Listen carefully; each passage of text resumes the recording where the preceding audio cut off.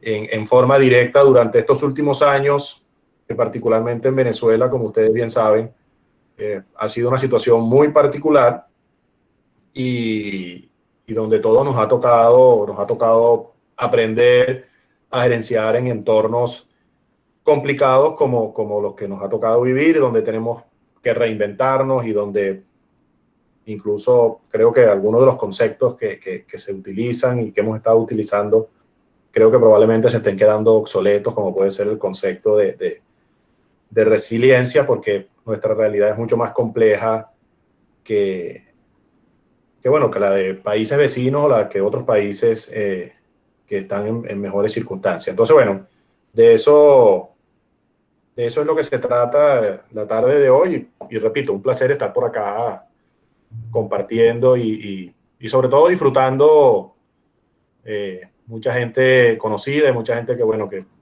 mucho tiempo que no veía, como el caso de Graham Williams, que se está conectando.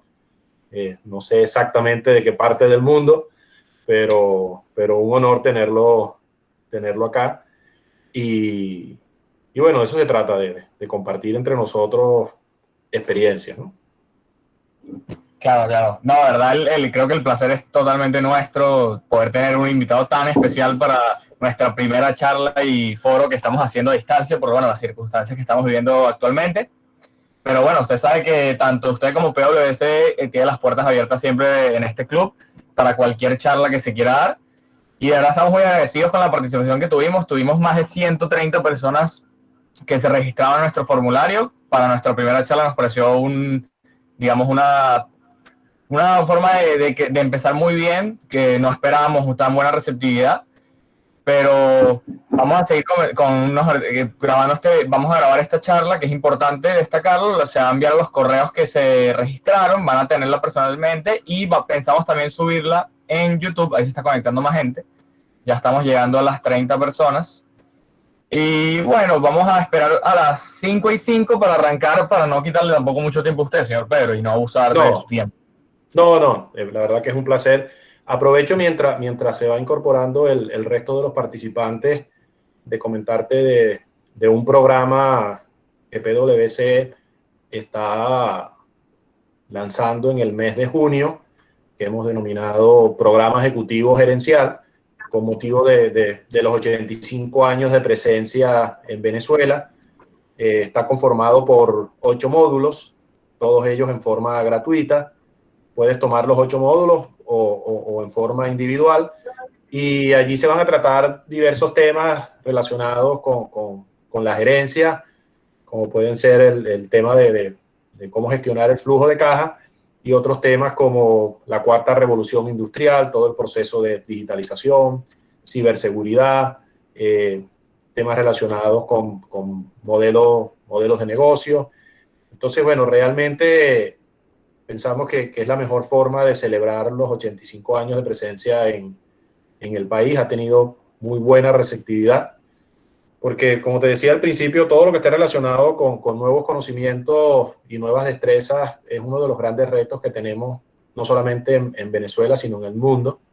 Tenemos que buscar la forma de acortar la brecha que existe entre las competencias y habilidades disponibles el día de hoy y las competencias y habilidades que ya ni siquiera hablamos que vamos a necesitar en el futuro, sino que necesitamos desde ya.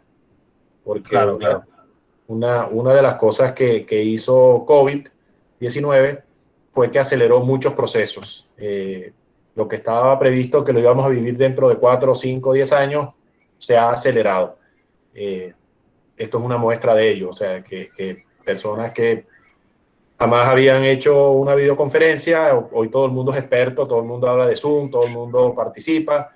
En ese sentido, COVID fue un catalizador positivo de acelerar todos esos procesos. Por supuesto que, bueno, ahora viene todo un reto de cómo afrontamos, que lo voy a tocar muy ligeramente en la presentación, esa nueva realidad. Realmente no es una nueva normalidad como se anda insistiendo por ahí. No es una nueva normalidad, es una nueva realidad. Hay que hacer bien el diagnóstico, porque obviamente si haces mal el diagnóstico, pues la planificación va a estar errada y la ejecución va a ser un desastre. Entonces, se trata de una nueva realidad más que de una nueva normalidad, así como tampoco se habla de distanciamiento social y realmente lo que es distanciamiento físico. O sea, lo social lo seguimos manteniendo, así sea en forma virtual, ¿no? Entonces, bueno, es parte de ese proceso de aprendizaje que nos está tocando vivir y que mi sugerencia es que lo vivamos con entusiasmo, ¿no? O sea, más que con preocupación, que por supuesto es lógico que la tengamos, pero vivirlo con entusiasmo.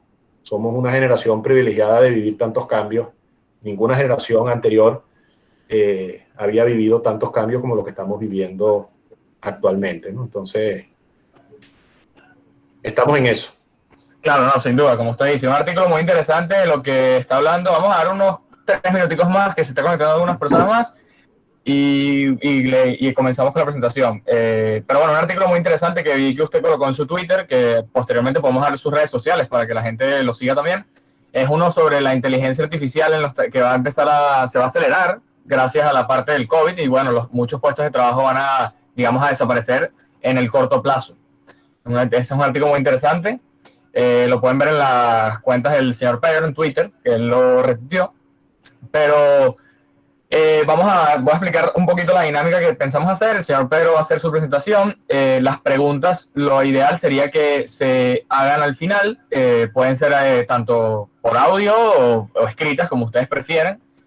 Y bueno, esta sería la idea de la dinámica que vamos a implementar, ¿no? Para que sea lo más amena posible para todos. Bueno, vamos a dar unos 2 minuticos, 3 minuticos más.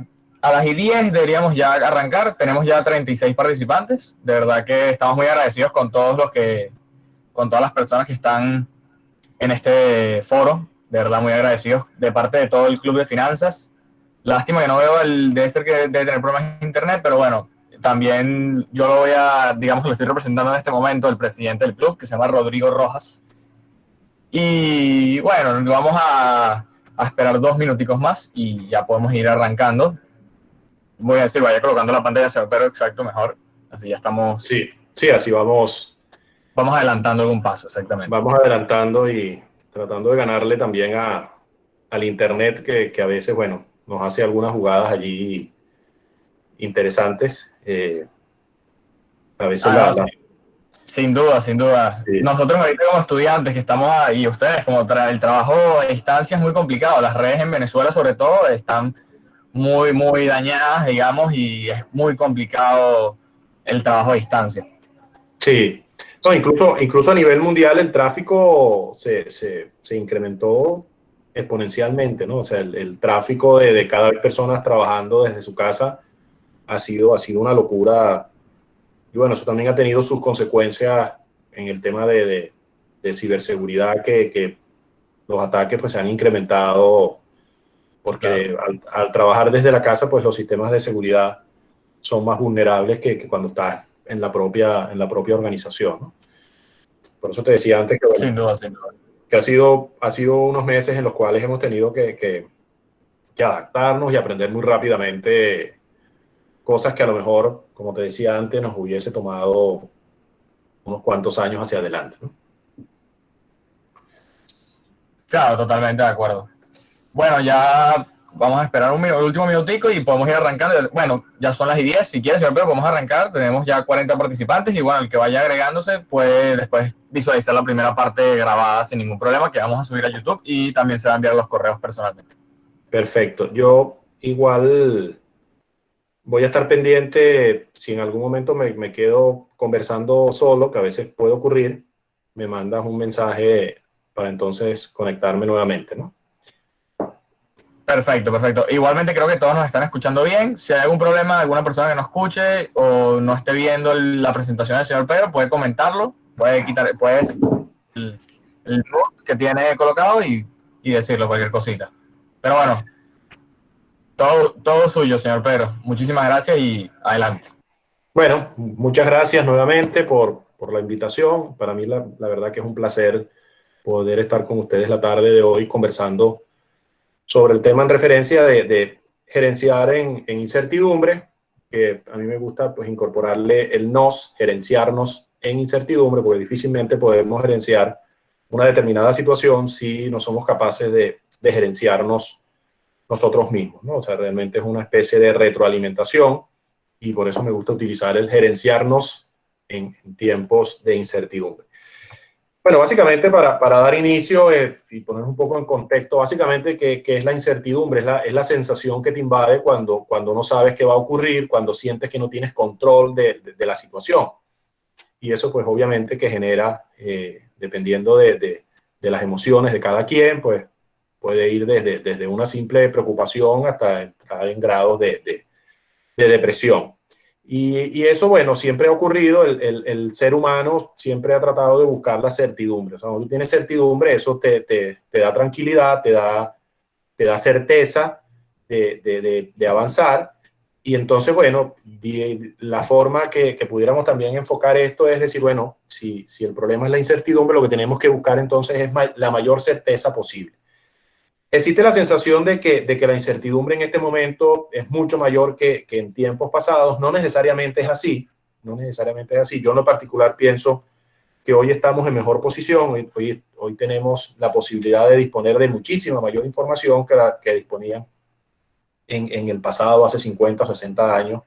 Imagínense a alguien cuando partió de Europa, un emigrante que se montaba en un barco con destinos desconocidos, el grado de incertidumbre que puede tener, por mencionar solamente un ejemplo, o cuando estabas en una guerra, es que te ibas a la misma y probablemente más nunca regresabas y no tenías cómo conectarte con tus familiares, el grado de incertidumbre que eso pudiese generar.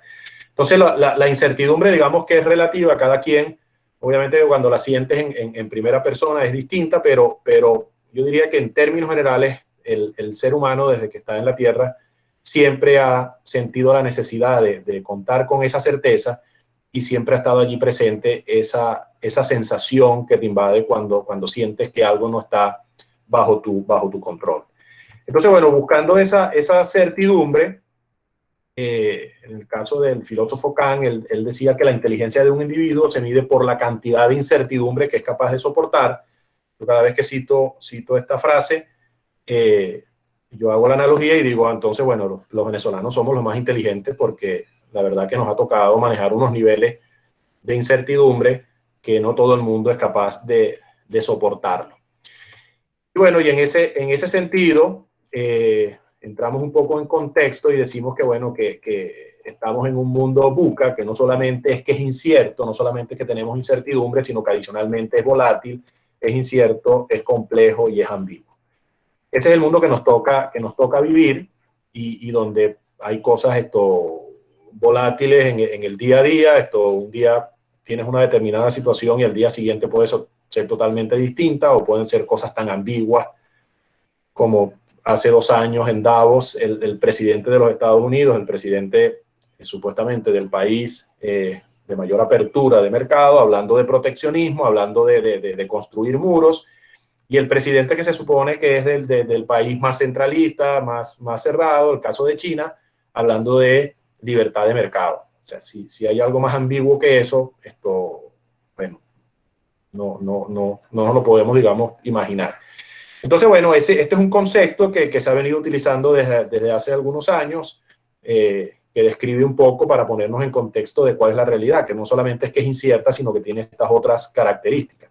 Y bueno, y trabajar en ese entorno yo lo he querido simplificar y, como le decía antes, esto es más no solamente producto digamos, de la academia, sino también de la experiencia de vivir y de trabajar y de gestionar en un entorno como ha sido el de Venezuela en los últimos años. Y digamos que las lecciones aprendidas es que básicamente para tú buscar certeza, para tú buscar esa tranquilidad, bajarte el nivel de angustia, básicamente tienes 3 pasos. En primer lugar, debes tomar conciencia y conocimiento del entorno. Eso es obviamente que es fundamental. Luego, prepararte para esa situación. Una vez que has tomado conciencia de ella, te preparas. Y luego, el tercer paso, que es resolver con ideas claras. Le pongo un ejemplo muy del día a día. Tenemos un examen de matemática financiera. Bueno, tomas conciencia, evalúas cuál es el entorno, cuáles son las características del profesor, y un comentario como que a ese profesor nadie le pasa, bueno, te puede generar un grado de angustia porque te genera la incertidumbre, pero si te quedas allí, pues obviamente que no estás resolviendo el problema, tienes que pasar al siguiente paso, que es prepararte. ¿Y cómo te preparas? Bueno, sabes que tienes que estudiar mucho más, sabes que tienes que buscar quién de tus compañeros es el que domina mejor la materia, buscas de hacer todos los ejercicios, te preparas. Y en la medida que te estás preparando, ¿qué estás logrando? Bajar el grado de incertidumbre. Y luego llega el tercer punto, que es resolver y con ideas claras, el día que vamos al examen. Si tú vas al examen y de los 20 capítulos solamente estudiaste 10, tú vas al examen pidiendo de que ojalá las preguntas salgan de los 10 capítulos que tú estudiaste. Yo sé que esto no nos ha pasado a ninguno, esto simplemente es un ejemplo hipotético, que tú vas simplemente diciendo, oye, ojalá salgan las preguntas de los capítulos que yo. ¿Qué llevas tú allí? Mucha más incertidumbre que si te estudiases todos los capítulos. Si tú te estudias todos los capítulos, resuelves todos los ejercicios de todos los capítulos, tu nivel de incertidumbre es mucho menor. Tú estás dejando mucho menos al azar porque te estás preparando. Entonces, la incertidumbre está directamente relacionada con el grado de preparación que tú tengas. Lo mismo ocurre en cualquier otra profesión. Un médico toma conciencia para estudiar esa carrera, se prepara y luego cuando tiene que operar en forma de emergencia lo hace con ideas claras, en forma inmediata. No es que cuando le toca resolver, él va a decir, oye, métete en Google a ver cuando alguien tiene estos síntomas, ¿qué debo hacer? No, ya, él tiene que entrar y resolver con ideas claras, porque si no lo hace, si no resuelve con esas ideas claras, se te muere el paciente. O un bombero que decida, oye, ¿por qué parte debo entrar? ¿Por la ventana? ¿Por la puerta? Bueno, mientras estás decidiendo eso, porque no tomaste conciencia o no te preparaste, se te pueden morir, se te pueden quemar muchas personas. Entonces, en resumen, pudiéramos decir que esos son los 3 grandes pasos para minimizar el grado de incertidumbre. Y entonces, bueno, en tomar conciencia, básicamente, bueno, es ser consciente del entorno, de nuestras limitaciones, de cuáles son nuestras fortalezas, estar conectados con el contexto, es lo que nos va a permitir tomar la mejor decisión en cada momento. No estamos en una época de cambios, eso es parte del análisis del entorno que debemos hacer. Estamos ante un cambio de época, esto es una época totalmente distinta, que nosotros como estamos inmersos en ella no lo estamos viendo, pero cuando se analice dentro de 100, 200 años habrá un antes y un después.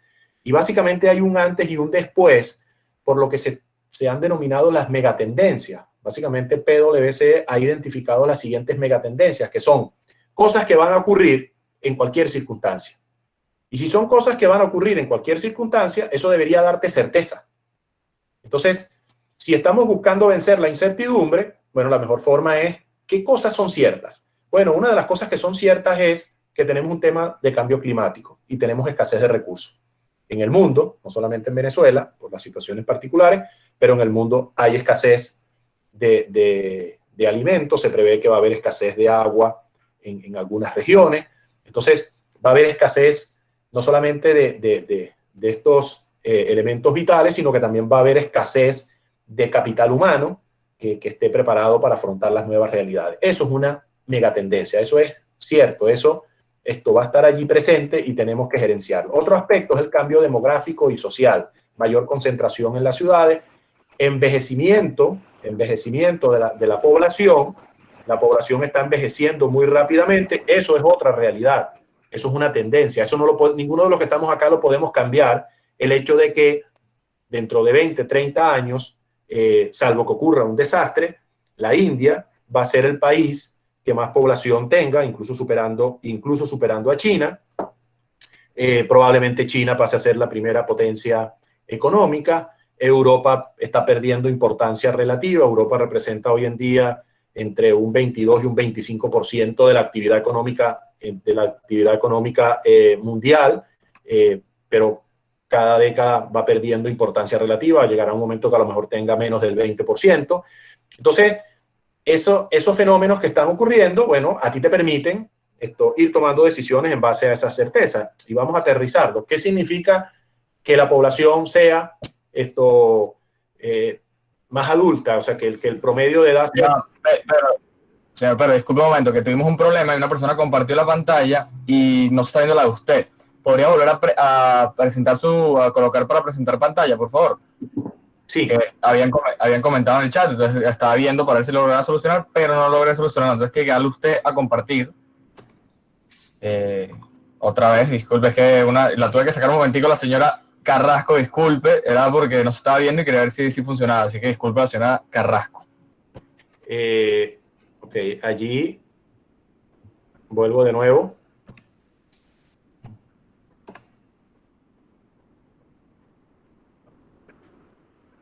Si quieres, Ángel, dejas tu audio abierto. Ok, no, estaba pendiente de ver si lo lograba solucionar, pero no conseguí la solución. Entonces, sí. Bueno, la idea es que no compartan la pantalla de los demás, disculpen. Sí. No, yo te decía que lo dejes abierto porque como se queda tan en silencio, tengo la sensación que no estoy seguro de que los tenga del otro lado y estoy chequeando si me está mandando algún mensaje para avisarme de que... Ok, perfecto. Entonces, no se preocupe, disculpe y puede continuar, disculpe a los demás.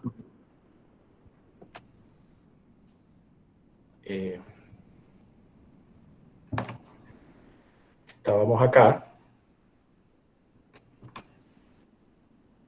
Es decir, habían visto el cambio climático y escasez de recursos, le había comentado del cambio demográfico y social, o sea, el envejecimiento de la población a nivel mundial, lo que eso puede significar.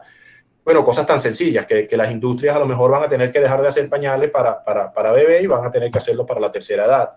El entretenimiento o las áreas de expansión para las personas de mayor edad, el número de colegios o de universidades en algunos países van a quedar sobredimensionados en cuanto a estructura. Probablemente con COVID ahora quedan aún más porque si muchas de las clases se van a recibir online, entonces ese es un ejemplo de que aceleró el proceso. El otro tema tiene que ver con cambios en el poder económico global, lo que le comentaba de China, India. Otro aspecto, la urbanización, o sea, mayor concentración en las ciudades. Pero de alguna otra forma, estos cuatro elementos o estas megatendencias que estoy señalando aquí siempre han estado presentes en la humanidad. La que realmente es una megatendencia nueva, indiscutiblemente, es la irrupción tecnológica. Esta no la habíamos tenido nunca antes en lo que es la historia de la humanidad, al menos de lo que tenemos conocimiento. Entonces, esa es la que está realmente transformando. Entonces, eso que tenemos allí es cierto y tenemos que ver entonces cómo lo abordamos para que nuestro grado de incertidumbre sea menor. Entonces, eso va a llevar a cabo, entre otras cosas, pues, nuevas regulaciones que vamos a tener y bueno, vemos hablando entonces que si la tasa Google en temas impositivos o la ley para regular la generación de plástico o los vehículos que hasta cierta fecha van a poder ser de la combustión que conocemos. Entonces, eso va a llevar a cabo nuevas regulaciones, empresas B, que son empresas que no solamente deben estar preocupadas por la parte económica, sino que tienen que ser sostenibles. Va a haber conflictos comerciales como ya los estamos viviendo, el más emblemático, el caso de China y de Estados Unidos, desastres naturales, cambios en los hábitos de consumo. Y bueno, en medio de todo eso tenemos que identificar oportunidades. Entonces, bueno, en ese entorno que lo hemos descrito muy rápidamente en aras del tiempo, y bueno, ¿cómo nos preparamos? Bueno, hay que buscar la mejor forma y esa forma tiene que ser constante. O sea, el conocimiento se queda obsoleto muy rápidamente. O sea, lo que es bueno hoy, dentro de un mes puede estar obsoleto. Y no dejarse atrapar por el miedo que pueda producir la incertidumbre. O sea, van a desaparecer tantos puestos de trabajo. Luego vamos a comentarlo. No necesariamente van a desaparecer. Se van a transformar. Entonces, lo que tenemos es que adaptarnos a esas circunstancias. ¿Y cómo nos preparamos? Entre otras cosas, bueno, tomando conciencias de esas tecnologías que anteriormente les comentaba, la firma PwC ha identificado que hay 8 tecnologías esenciales que están transformando el mundo. El Internet de las cosas, que es quizás el más conocido, la realidad aumentada, que es que partiendo de una realidad, la amplías y entonces, bueno, es como si fueras al circo romano y a partir de lo que tienes terminas de construirlo, cómo se ve, o una operación hecha en forma virtual que no solamente ahorra costos, sino que salva muchas vidas porque el doctor puede hacer cuantas operaciones quiera sin ningún riesgo hasta que tenga la certeza de que domina la técnica. El blockchain, que en Venezuela se hizo conocido con el tema de las criptomonedas y con el tema del petro, pero que es muchísimo más que eso. está transformando el mundo, que está dando seguridad a una cantidad de transacciones, no solamente financieras, sino operacionales.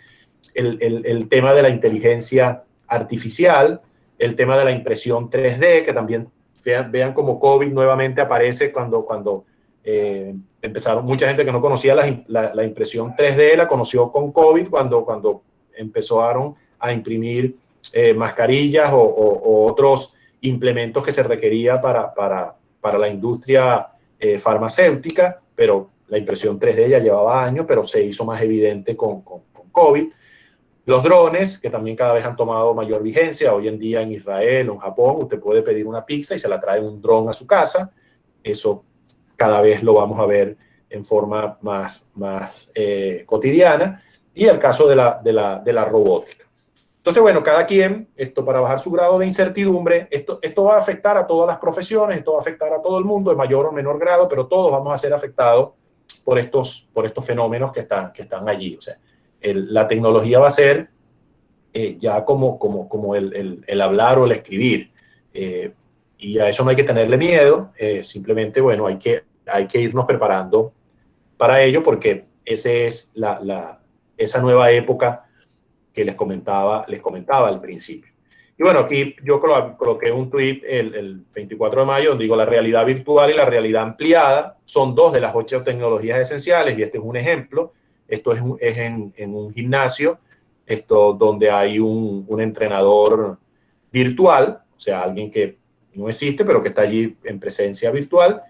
Por un lado, ahí tienes entonces lo que es la realidad virtual, pero también tienes otro concepto que es a la vez lo que es la realidad ampliada. En un espacio tú lo amplías e incorporas nuevos elementos, en este caso el entrenador, o el tema de la robótica. Esto es un artículo que Ángel estaba comentando antes, que dice que el 47% de los empleos serán reemplazados por la robotización. Yo prefiero decir que la robotización reemplazará actividades más que empleos. Por supuesto que habrá algunos empleos que desaparecerán, pero la mayoría lo que va a hacer es se va a transformar. El que un robot reemplace una actividad de un médico no quiere decir que reemplace al médico. Va a transformar su profesión. Entonces allí lo que requiere es mayores competencias. O sea, aquello de que hay muchos a veces que escriben el artículo, no, es que la carrera de administrador va a desaparecer, de contador público, de abogado. Yo no creo que esas profesiones desaparezcan. Yo lo que creo que esas profesiones se van a transformar. Esas profesiones, que ahora van a tener Big Data, que ahora van a tener inteligencia artificial, lo que van a requerir es que esos profesionales tengan mayor capacidad de análisis, porque las actividades rutinarias están siendo reemplazadas por un robot o por la inteligencia artificial. Entonces, ¿eso qué requiere? Bueno, entonces eso requiere formación. Eso requiere lo que les decía al principio, acortar las brechas que existen entre las habilidades y las capacidades disponibles al día de hoy y las que vamos a necesitar en el futuro o incluso ya en el presente. Y un poco para poner en contexto, esto fue un estudio que hizo PwC a nivel mundial, le preguntó a los CEO a nivel global, les hizo esta pregunta: ¿qué tan de acuerdo o desacuerdo está con la siguiente afirmación? La afirmación fue que la inteligencia artificial en el largo plazo va a tener mayor impacto en el mundo que la revolución de Internet. Imagínense que hoy en día sin Internet prácticamente no podemos vivir. O sea, a veces uno se pregunta cómo vivíamos antes sin Internet, porque cuando nos quedamos sin Internet nos sentimos como desamparados, ¿no? Bueno, imagínense la respuesta. La respuesta es, de acuerdo a estos CEO, que el impacto que va a tener la inteligencia artificial va a ser mayor que la que ha tenido Internet. A nivel global, que es la primera línea, podemos ver allí que el 63% de los encuestados, de los CEO encuestados, han señalado de que la inteligencia artificial va a tener mayor impacto que lo que ha sido hasta ahora el Internet. Entonces, ¿esto qué nos origina? Volviendo al tema. Bueno, esto nos origina, aquí no hay incertidumbre, aquí hay algo cierto, que es que la inteligencia artificial cada vez va a tener más presencia en nuestras vidas. Eso, ahí no hay incertidumbre, eso es una certeza. Ahora, ¿cómo la abordamos? Es el reto. Fíjense lo interesante aquí, cómo cuando se desglosa por área, Medio Oriente y Asia Pacífico, los niveles de inteligencia, de la conciencia de la importancia de la inteligencia artificial es mucho más grande. Quizás a lo mejor no es casualidad el hecho de que en el Medio Oriente, en Abu Dhabi, exista la primera universidad donde la única materia que se da es sobre inteligencia artificial. O no es casualidad que la mayoría de los videos que nosotros recibimos relacionados con inteligencia artificial vienen de Asia. Entonces, esta encuesta viene a poner en contexto que la inteligencia artificial no es una cosa menor, no es una cosa que debemos menospreciar. Luego se les hizo otra pregunta a los CEO y se dijo que con cuál de las siguientes frases usted se siente más identificado. La iniciativa de inteligencia artificial es fundamental para nuestra organización. Vean qué porcentajes tan bajos, no solamente en el caso de Venezuela, Latinoamérica y global, son porcentajes muy bajos. Después se le preguntó, hemos introducido iniciativas de inteligencia artificial, pero solo para un uso limitado. Vean como a nivel global, al menos el 33% de las empresas ya lo han incorporado, a nivel Latinoamérica el 26%, a nivel de Venezuela el 8%. Hay planes para introducir iniciativa en los próximos 3 años. Vean cómo entre que ya han hecho alguna iniciativa y que piensan hacerlo en los próximos 3 años, a nivel mundial estamos hablando del 68%. O sea, la mayoría de las empresas ya lo tienen al menos en sus planes. Y la siguiente pregunta, al momento no hay planes para buscar ningún tipo de iniciativa de inteligencia artificial. Bueno, fíjense, el 75% de las empresas en Venezuela no lo tienen ni siquiera como un plan. Entonces, ¿qué es lo que nos puede pasar acá? Que sobrevivamos al socialismo del siglo XXI y nos mate la inteligencia artificial. O que sobrevivamos al socialismo del siglo XXI y nos mate la transformación digital. Entonces, tenemos que trabajar rápidamente en acortar esa brecha. O sea, tenemos que trabajar rápidamente. Claro, cuando uno habla de esto en las juntas directivas, cuando uno trata de hablar esto con las universidades, nos dicen, bueno, es que en el día a día estamos atendiendo la escasez de gasolina, en el día a día estamos atendiendo el tema de la luz, en el día a día estamos... Sí, pero es que al menos tenemos que ponerlo en la agenda. Al menos ponerlo en la agenda, que es un tema que está allí pendiente, hablarlo, compartir un artículo, que está haciendo tu competidor en la región. O sea, esto tiene que estar en la agenda. O sea, en la agenda del día a día tiene que estar la agenda del futuro. Porque si no, insisto, o sea, vamos a quedar rezagados, Héctor, pero no por el socialismo del siglo XXI, sino porque no tomamos en cuenta estas megatendencias y lo que está haciendo la realidad en el mundo. Algunas acciones para mitigar la falta de talento. En el mundo hay una escasez de talento. Fíjense a las siguientes preguntas. Esto es curioso. Fíjense en el caso de Venezuela, que cuando se le pregunta acciones para mitigar la falta de talento clave, contratar personal de la competencia al 25%.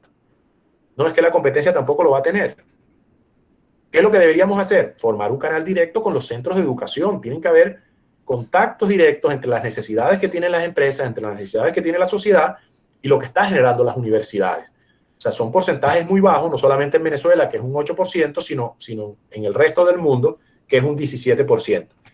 Y luego, bueno, capacitación propia, personal, bueno, un porcentaje en Venezuela muy similar, el 55% de las empresas les está tocando preparar su propio personal, hace grandes inversiones en personal, porque el personal que está llegando a las organizaciones no está lo suficientemente capacitado.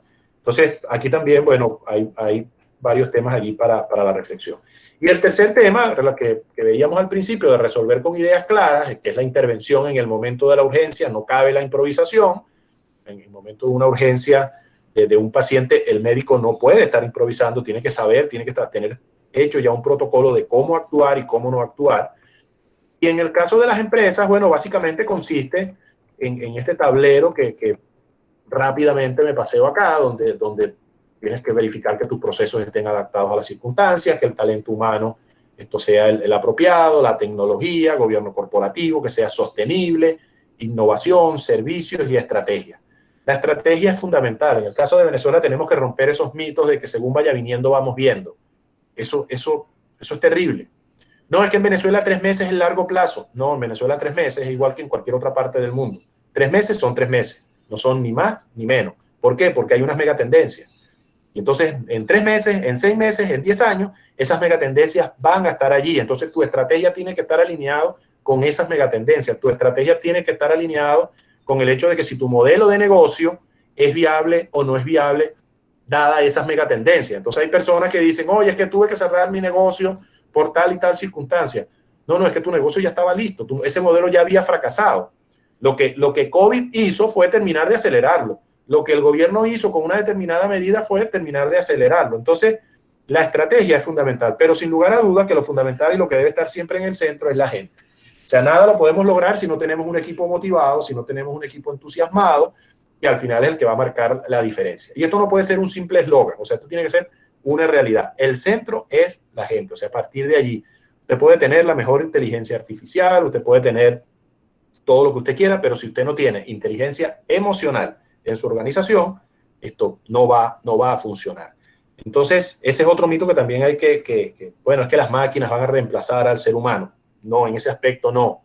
El ser humano tendrá mayor capacidad de análisis, pero también tendrá mayor inteligencia emocional para aquellas situaciones que la máquina, que el robot no va a poder gerenciar. Y bueno, y esto no es una nueva realidad, es una nueva normalidad, como les decía al principio. Esto no es un distanciamiento, esto es un distanciamiento físico, no es un distanciamiento social. Para resolver una situación tan compleja como la actual necesitamos entusiasmo, actitud, talento, motivación e innovación, y es necesario entonces crear y creer en el capital humano venezolano. Crear es más formación, cerrar la brecha que les comentaba entre las habilidades actuales y las que vamos a necesitar, y creer, que es la confianza, que es la esperanza de que vamos a lograrlo y que vamos a superarlo. En incertidumbre tenemos que identificar muy claramente qué variables puedo gerenciar y cuáles variables no puedo gerenciar. Eso es fundamental. O sea, no te puedes desgastar con las variables que tú no puedes gerenciar. O sea, tú no te puedes desgastar porque estás en cuarentena.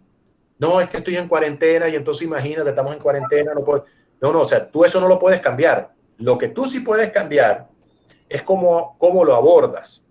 Y esa cuarentena tú decides deprimirte, echarte a llorar, o tú decides aprovechar ese tiempo para hacer ciertas actividades que no habías podido hacerlas antes, o decides aprovechar ese tiempo para usar las nuevas herramientas tecnológicas. Eso sí depende de ti. Entonces hay cosas que tú no las vas a poder cambiar, pero hay otras que sí. Las que dependan de ti, entonces es allí donde tienes que poner el foco, en esas variables. Y ahí sobre todo es un tema, insisto, de disposición, de cómo yo lo abordo. O sea, yo no elegí que viniera esta pandemia, pero yo sí elijo cómo lo abordo, cómo lo enfrento. Y por eso es que es importante decir, bueno, ¿qué es lo que yo puedo gerenciar y qué es lo que no puedo gerenciar? Y normalmente las personas que contaminan, que son negativas, que no son positivas, bueno, se quedan, como se dice popularmente, pegadas en los temas que no pueden gerenciar. Y entonces es un ruido y entonces es un estorbo para los que sí queremos avanzar. Entonces, en tendencias gerenciales, en tiempos de incertidumbre, bueno, hay que involucrar a los grupos de interés, hay que pensar en distintos escenarios, hay que tomar ventaja de las oportunidades, obtener información confiable, porque la información se queda obsoleta muy rápidamente, enfocarse en lo que realmente es importante, no perder tiempo.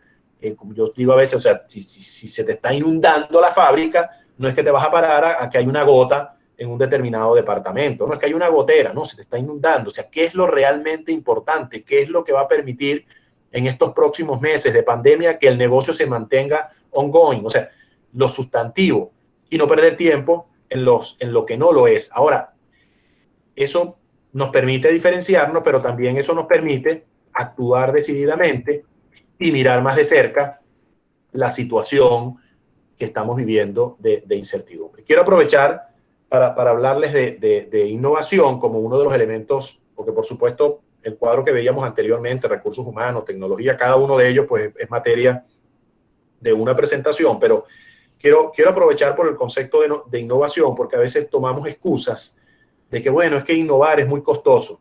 La mayoría de las innovaciones vienen por el lado de la tecnología, pero no son exclusivas del área de la tecnología. Entonces, por supuesto que hay innovaciones que son muy costosas, pero hay otras innovaciones que no son muy costosas. Entonces, desde el punto de vista de profesionales, emprendedores, tenemos que tener la curiosidad por la innovación.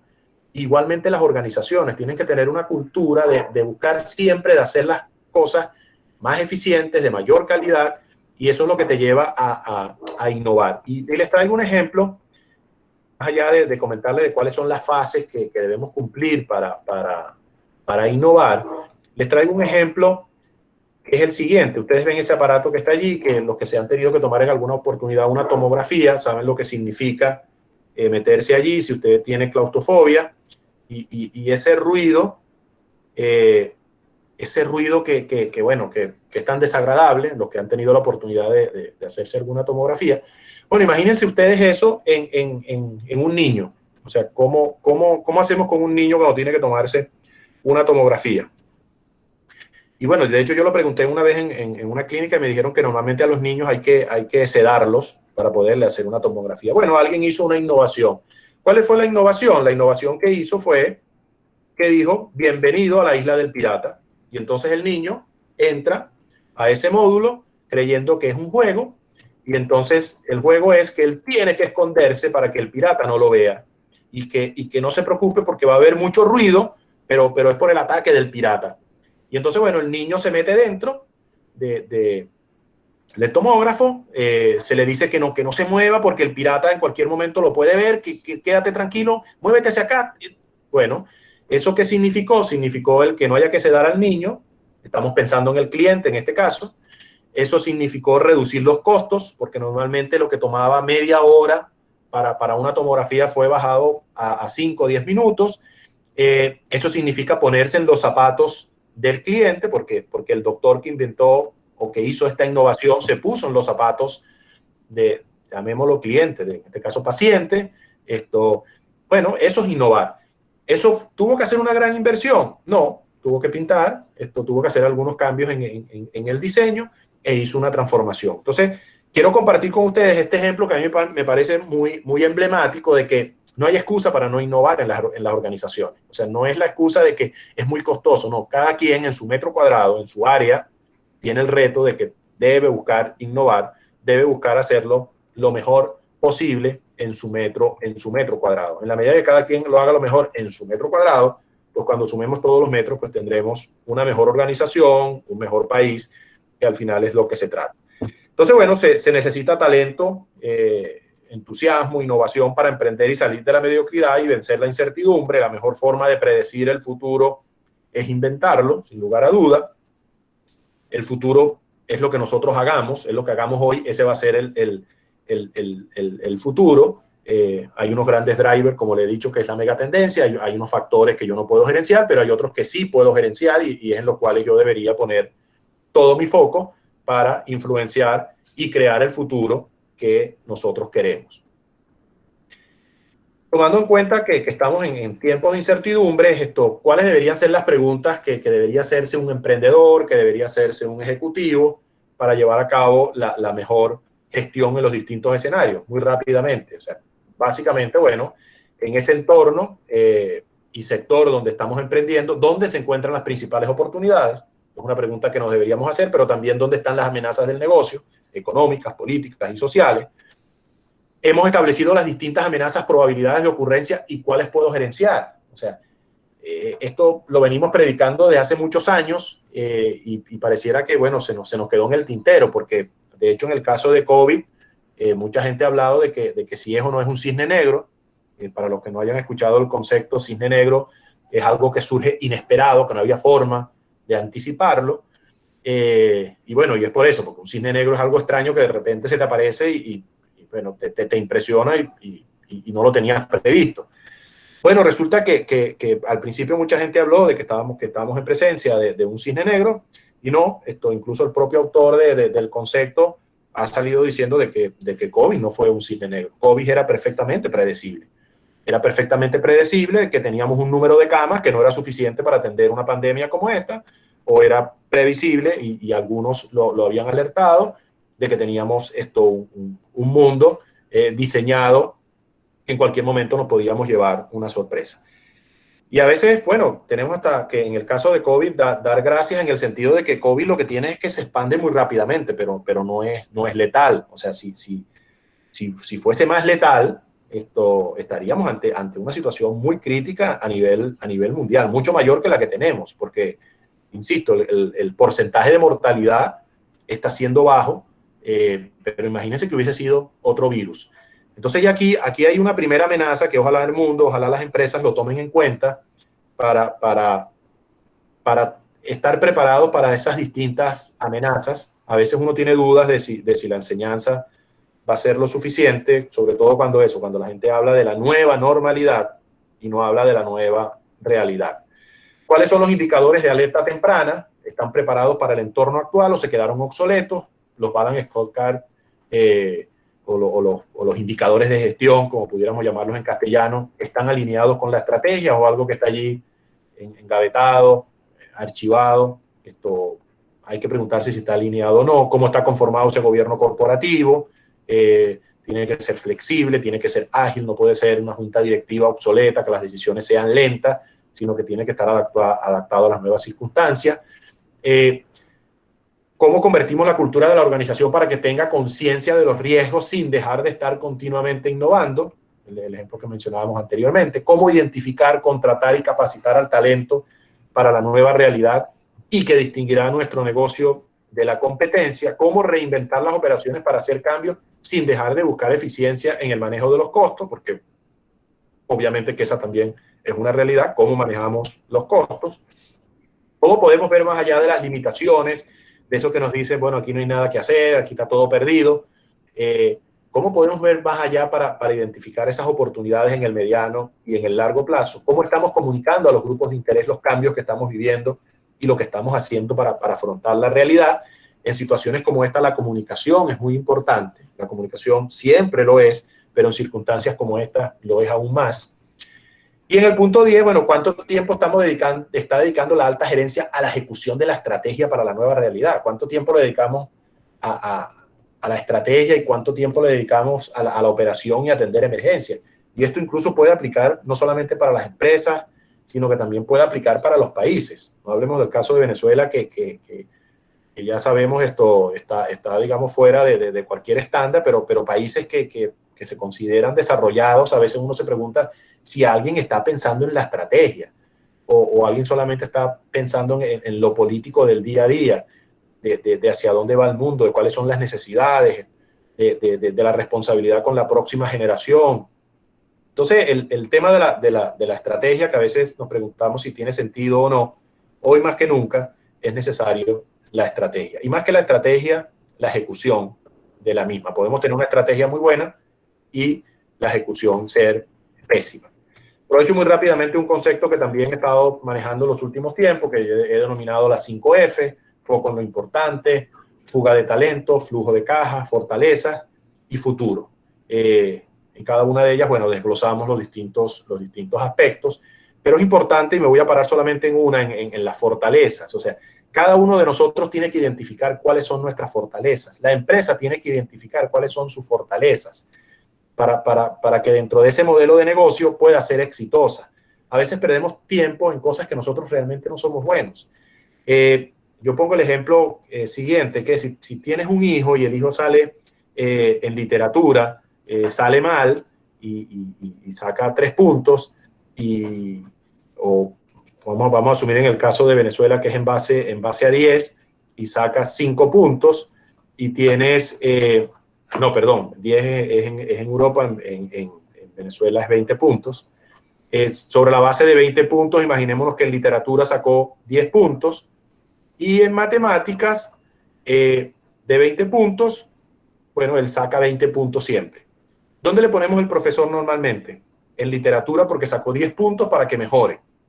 ¿Y para que mejore qué? Para que sea menos mediocre al final, porque allí no está Cervantes. Allí no está ningún gran, pareciera que no es lo que le gusta.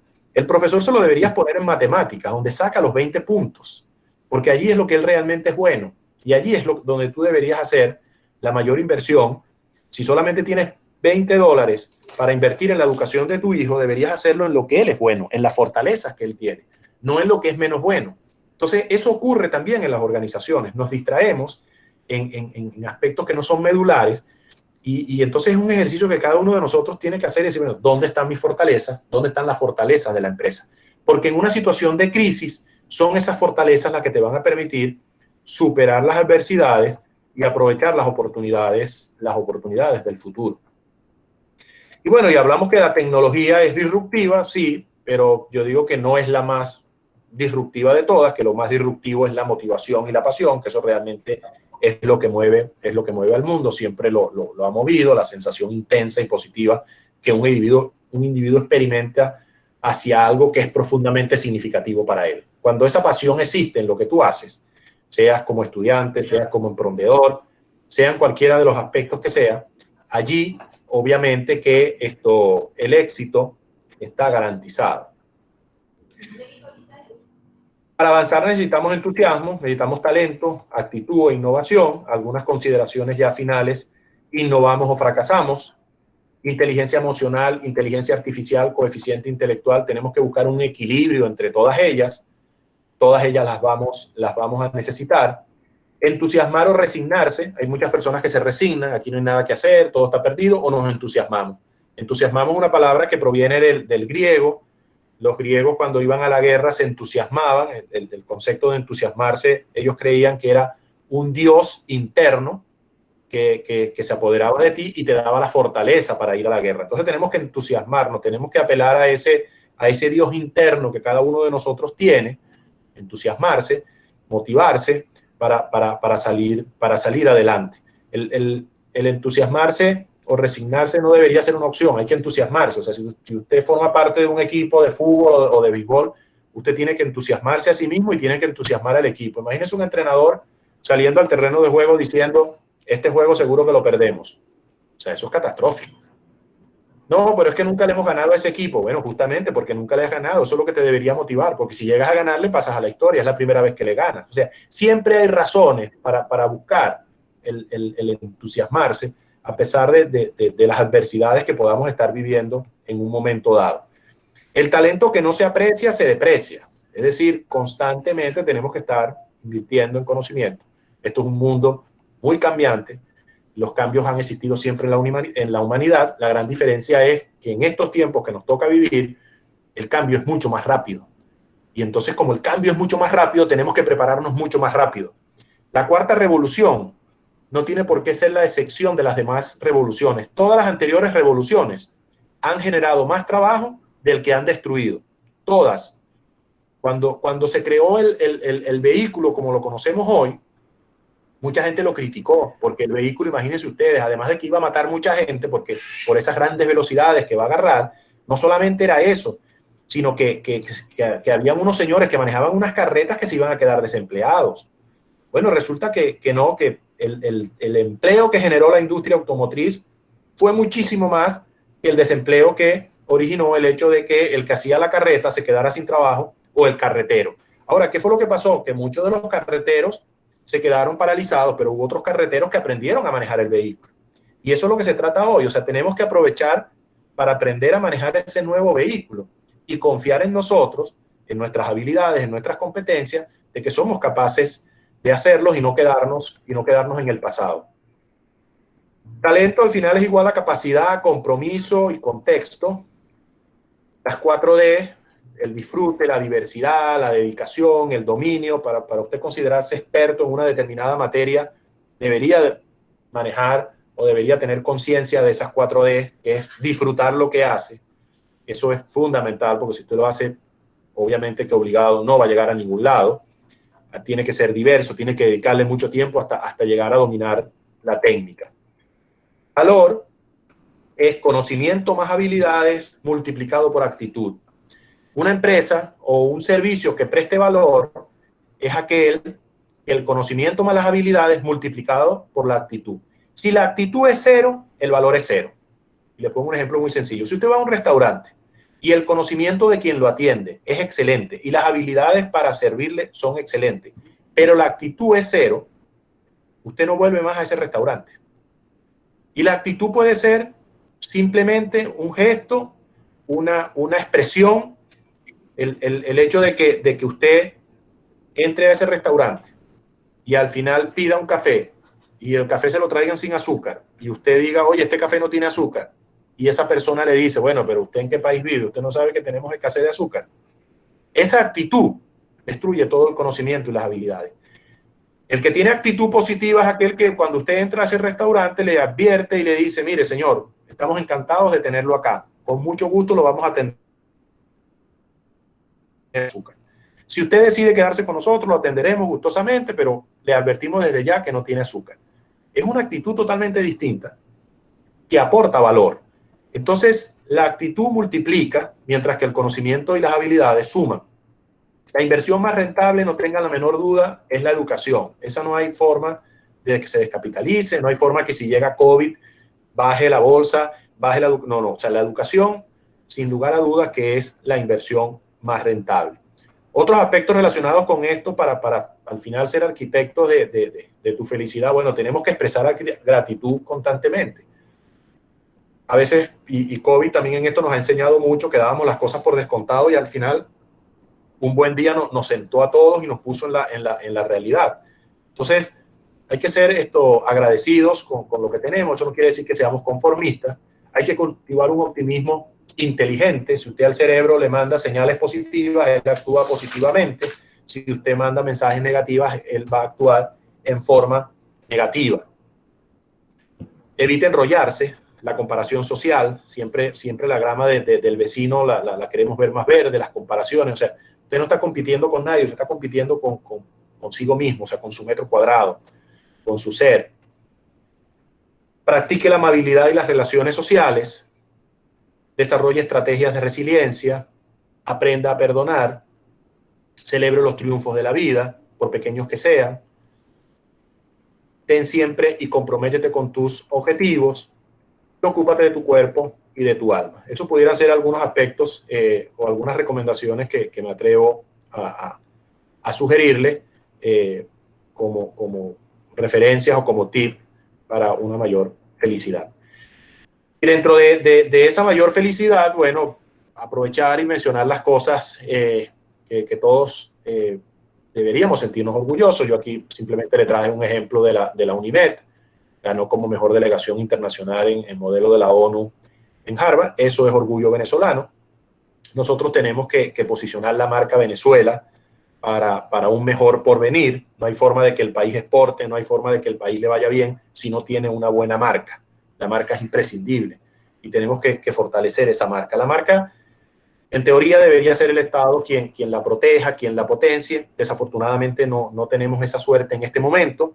Pero eso no nos da derecho a nosotros a desprestigiar nuestra marca. Y cada vez que decimos y hablamos mal del país, este país me voy de este país y ustedes saben lo que viene después, usted está desprestigiando la marca. Y la pregunta que yo siempre me hago es, si este país es ¿qué es usted? Porque usted es de este país. Entonces, tomar conciencia que la tienen otros países, que la tienen en México, que la tienen en Argentina, que la tienen países que pueden tener situaciones o haber pasado por situaciones tan adversas como la nuestra y saber diferenciar entre lo que es el gobierno y lo que es el país per se. La marca es poderosísima. El caso, por ejemplo, que a mí siempre me gusta mencionar, el caso de España. O sea, España, muchos de los que estamos acá, y Ángel, probablemente pues él cree que el Barcelona y el Real Madrid son dos equipos de fútbol, y eso es lo que creemos la mayoría de nosotros. No, sí, por supuesto que son dos equipos de fútbol, eso es obvio, pero eso va mucho más allá de eso. Eso son dos marcas que tiene España en el mundo. Pero como eso no es suficiente, entonces también tenemos que tener a alguien que nos represente en el básquet. Y aunque usted no siga el básquet, usted sabe más o menos quién es Pau Gasol. Y aunque usted no siga el tenis, usted sabe quién es Nadal. Y aunque usted no siga la Fórmula 1, usted sabe quién es Alonso. Y así va usted sucesivamente, porque todo eso son marcas. ¿Y eso por qué es tan importante? Bueno, es muy importante porque un chino, cuando va a un supermercado en China y tiene que comprar aceite de oliva, y tiene tres opciones: aceite de oliva de España, de Grecia y de Italia, él se va a inclinar porque le traiga gratos recuerdos, porque le traiga cosas positivas, la marca, en este caso. De hecho, fíjense que España está trabajando en reconstruir la marca porque quedó afectada con el tema del COVID, de cómo se manejó la pandemia, y ya hay todo un equipo que se está nombrando para ver cómo se repotencia la marca España.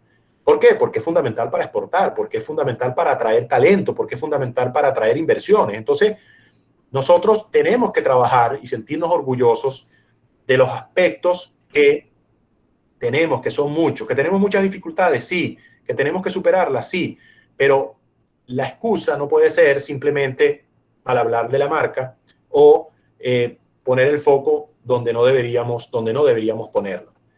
¿Por qué? Bueno, porque usted tiene dos formas de ver las cosas. Usted puede ver esta imagen que están viendo allí, que es la imagen de Caracas, nublado, lo que está atrás, que no se ve, es el Ávila, o usted puede ver esta otra imagen, que es exactamente la misma, tomada desde la misma posición.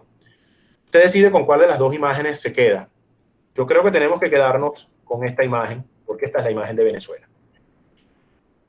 Venezuela en este momento, y tenemos que ser realistas cuando decimos Venezuela es el mejor país del mundo. No, Venezuela en este momento no es el mejor país del mundo.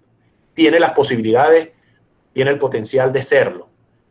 Eso también es, o sea, tenemos que ser optimistas, tenemos que ser realistas, tenemos el potencial de serlo, pero en este momento no lo es. No lo es porque no tenemos un sistema de salud apropiado, porque no tenemos un sistema de educación apropiado, por solamente dar dos ejemplos. Pero en ambos aspectos fuimos referencia durante muchos años. En los años 60 y 70 teníamos un nivel de salud y de educación que se equiparaba al de Estados Unidos o al de UK. Y si fuimos capaces de hacerlo en un determinado momento, ¿por qué no somos capaces de hacerlo ahora? Tenemos una gran responsabilidad en lograr esa reconstrucción. Yo creo que, sin lugar a dudas, que tenemos que entusiasmarnos y motivarnos en ese futuro, de que es posible, de que tenemos que trabajar en función de él, de que si el juego no se llegase a ganar, que nadie diga que fue por culpa nuestra porque no hicimos las cosas que teníamos que haber hecho. Pero en cualquiera de los casos, hablando de una de las jefes de futuro, quiero finalizar con esta frase que dice que ama no lo que eres, sino aquello en lo que te puedes llegar a convertir. Y lo que les decía antes, o sea, al final se trata de una competencia con nosotros mismos, en que cada uno de nosotros construya su metro cuadrado. Si cada uno de nosotros construimos nuestro metro cuadrado y lo hacemos lo mejor posible en nuestro metro cuadrado, cuando lo sumemos, vamos a tener un mejor país, vamos a tener una mejor ciudadanía, y creo que de eso es lo que se trata. Para mí, bueno, ha sido un placer. Hice lo posible en acelerar la presentación para cumplir el tiempo. Creo que me excedí unos minutos, son las 6:02. Espero la hayan disfrutado tanto como yo al compartirla con ustedes, y estoy a la orden para cualquier pregunta que tengan a bien hacer. Señor Pedro, vamos a un momentico, antes de empezar con las preguntas, la señora Axa Seiden nos preguntó que si podíamos volver a una lámina justo antes de la parte de Harvard de la UNIMED. Si la señora Axa quiere poner el micrófono, puede preguntarle directamente a Pedro si tiene alguna duda de esa lámina para comenzar, si quiere, con alguna preguntita. Vamos a habilitarle el micrófono a la señora Axa. A ver. Veo que esta es la lámina anterior a la que hace referencia, previa a la foto de los estudiantes de la UNIMED. Y un momentico, que no logro, ahora perdí un momento. Sí, bueno, si quieres explícala de nuevo, porque me imagino que la señora Axa tenía alguna dudita ahí. Pues, si quieres destacar algo, no sé qué le pasa a la señora Axa, no está capaz con una buena internet, pero bueno, vamos a empezar, si quiere, por ahí destacando algo ahí, por si acaso, a ver si la señora Axa no le quedó algo claro. Y los que tengan preguntas pueden ir, si quieren, escribiendo en el chat, o pueden quitar el mute y preguntarle directamente al señor Pedro. Sí, bueno, básicamente esta lámina, bueno, toqué varios aspectos porque es un resumen básicamente eran algunos tips que toqué muy rápidamente de cosas que me parecían interesantes compartirlas. Lo que podemos también hacer es que podemos regresar nuevamente a la presentación, esperando a que también, si no se puede conectar, que nos la haga también vía chat, exactamente cuáles de estos tópicos que aparecen acá quería preguntar o quería que profundizásemos. Déjame ir para yo también. Ahí escribió, y correcto, dijo que es la lámina referida al logro de la UNIMED, anterior referida al logro de la UNIMED, entonces la lámina antes. ¿Es y esta? Ya tenemos, a ver, esta es la lámina. No me sale que esté presentando algo, señor Pedro. Si puede revisar a ver si está compartiendo la pantalla. ¿No están viendo la pantalla? ¿Ustedes ahora? No, en mi parte no. Ok, déjame entonces volver a entrar. Déjame volver a entrar entonces. Vamos a entrar de nuevo. Compartimos pantalla. Sí, la pantalla previa a la foto de la UNIMED. Correcto. Es un resumen de varios tips. Vamos a ver, no sé a cuál en particular ¿La están viendo ahora las láminas? Sí, ahora sí se está viendo, señor Pedro. Bueno, esa es la lámina de la Unimed. La lámina previa es esta que está aquí. Por eso decía que allí hay muchos aspectos. Entonces no sé sobre cuál quiere ella que ahondemos, si es sobre el optimismo inteligente, si es sobre desarrollar estrategias de resiliencia, si es sobre celebrar los triunfos. No sé, entonces, porque justamente es una lámina muy... Sí, es bastante amplia. Bueno, Sí. mientras ella responde, podemos dejar esa lámina ahí a ver si ella logra comentar algo. Ah, no, dice que quiere tomar nota. Vamos a dejarla entonces, mientras tanto. Hay una pregunta de Luisima de Villa y le pregunta, señor Pedro, que cuál sería su opinión en cuanto al futuro de las pymes ante este escenario. Bueno, fíjate, yo también es que el otro día compartí un tweet que decía de que las pymes para poder sobrevivir van a tener que hay que darles un barniz de digitalización. Yo creo que es mucho más que un barniz. El concepto de digitalización es un proceso que va a abarcar a todas las industrias. Entonces, en el caso particular de Venezuela, pues tenemos un reto mucho mayor porque lamentablemente no hay un financiamiento ni para las pymes ni para las grandes empresas. Entonces, eso también lo dificulta aún más. Yo en el caso de las pymes, al igual que las grandes empresas, lo que en primer lugar es que lo que hay que asegurarse es que el modelo de negocio sea un modelo de negocio que sea sustentable. O sea, voy a poner un ejemplo que a lo mejor no es pertinente, pero imagínate que la pyme lo que hace son pañales para bebé y estamos viendo que las tendencias es que cada vez va a haber menos bebé, por señalar algo. Bueno, entonces a lo mejor tiene esa pyme que ir evolucionando a hacer otro tipo de productos. Yo creo que las pymes tienen, al igual que las grandes empresas, su modelo de negocio tiene que asegurarlo. Cada vez hay que incorporar más elementos gerenciales. Tenemos que decirlo, o sea, en Venezuela teníamos un financiamiento que era relativamente barato, teníamos muchos productos subsidiados, entonces era relativamente fácil que una pyme fuese exitosa, porque cualquier deficiencia, el tener márgenes de un subsidio o el tener márgenes de un financiamiento barato, te permitía seguir adelante. Hoy en día tienes que ser mucho más competitivo, entonces son distintos los ámbitos que tienes que abordar, insisto, donde tiene que haber innovación dentro de esa pyme, de asegurarse que esté en un sector que va a ser sostenible en el tiempo. Y, insisto, la tecnología va a estar presente en todas las profesiones. O sea, yo cuento una anécdota de dos profesores de inglés que ambos tienen mismo nivel de conocimientos, que ambos pues tienen una formación muy similar, tienen la misma edad. Un día me conseguí con uno de ellos, esto hace un par de años, me conseguí con uno de ellos y le pregunté que cómo le iba y me contestó que le iba muy mal, estaba muy mal y que estaba muy preocupado porque resulta que todos sus estudiantes se estaban yendo para el exterior, se van para Inglaterra, para Australia, entonces, oye, que se había quedado sin muchachos a quien darle clase y estaba muy preocupado. Días después me conseguí con este otro profesor que también da clases de inglés y le pregunté que cómo le iba. Yo teniendo el antecedente previo pensé que me iba a decir que le iba muy mal y me conseguí todo lo contrario. Me dijo que le iba mejor que nunca. Se me va mejor que nunca. Entonces me impresionó porque, bueno, ¿cómo que te va mejor que nunca? Sí, claro, me va mejor que nunca porque yo estoy identificando todos los venezolanos que se han ido para Australia, para Estados Unidos, para UK, y como la gente normalmente se va sin tener todavía un buen dominio del inglés, les estoy dando clases online.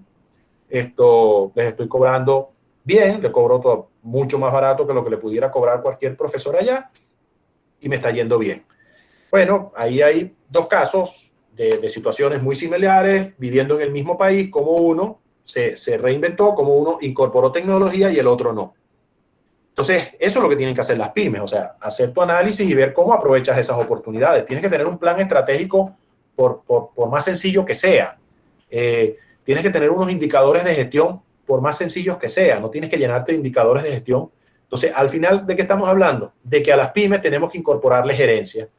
Tenemos que incorporarle mayor profesionalismo porque los momentos son de mayor competitividad y van a sobrevivir aquellos que incorporen ese grado de mayor gerencia y de mayor planificación para acertar en las decisiones tanto del presente como las del futuro.